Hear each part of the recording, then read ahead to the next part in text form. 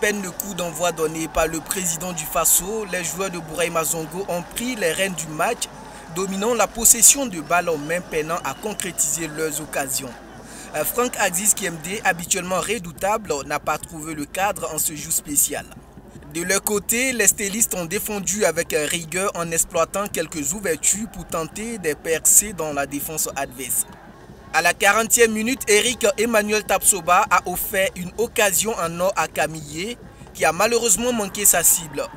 Raimo FC a répliqué immédiatement par Kiemde, mais sans succès, et laisse le score inchangé à la mi-temps. De retour des vestiaires, l'EFO est monté en régime en mettant d'emblée la pression sur la défense de Raimo FC.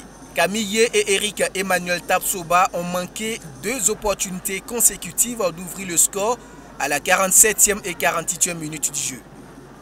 La tension a culminé lorsque Emmanuel Ouedraogo, le défenseur central de l'étoile filante de Ouagadougou, a été expulsé à la 55e minute suite à un second carton jaune, laissant son équipe en infériorité numérique. Malgré ce coup dur, les Bleus et Blancs n'ont pas baissé les bras. L'entraîneur Cheikh Hamidou Ouattara a ajusté sa formation en passant à un schéma 4-4-1 avec Camille seul en pointe. Les ajustements tactiques n'ont pas suffi à faire basculer le score durant le temps réglementaire. L'entrée des anciens étalons Zakaria Sanogo et Aboubakar Sidiki Kamara n'a pas non plus permis à Raimo de percer la défense tenace de l'étoile filante de Ouagadougou. Le sort de la rencontre s'est donc joué lors de la redoutable séance des tirs au but. Après une série de 5 tirs de chaque côté, le score était de 4. C'est alors que le gardien de l'EFO, Philippe Lapé Maré, a fait preuve d'un sang-froid en arrêtant le 6e tir de Lassina Traoré, offrant ainsi la victoire à son équipe.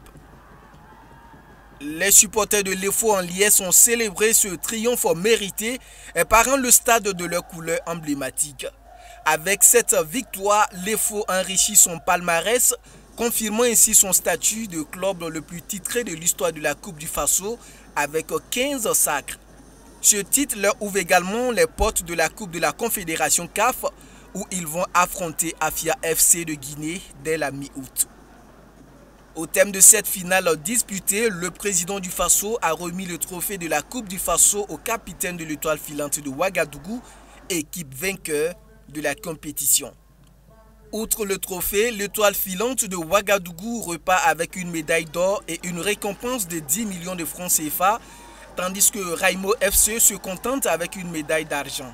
L'étoile filante de Ouagadougou a donc non seulement sauvé sa saison, mais elle s'est aussi projetée avec une ambition vers de nouveaux défis continentaux, prête à écrire une nouvelle page de son histoire.